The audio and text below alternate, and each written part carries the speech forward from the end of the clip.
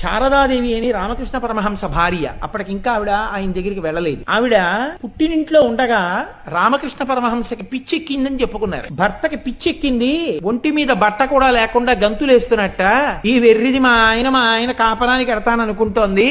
ఆఖరికి రామచంద్రుడు అంటే శారదాదేవి తండ్రి తీసుకెళ్ళి పిచ్చాడి కట్టబెట్టాడు ఈ అమ్మాయిని చెప్పుకునేవారు. పాపం ఆవిడ చెవుల్లో పడ్డాయి ఈ మాటలు. ఏమిటో భర్తకి పిచ్చెక్కిందిట, ఆయన అలా తిరుగుతున్నారట, నేను భార్యని ఇక్కడ ఉండిపోయాను, ఇటువంటప్పుడు కదా నేను ఆయనకి శుశ్రూష చెయ్యాలనుకుందాం. ఇది పాతివ్రత్యం. అసలే పిచ్చెక్కి తిరుగుతున్నట్ట, మనకెందుకు వచ్చిన గొడవ ఆవిడ అనుకోలేదు.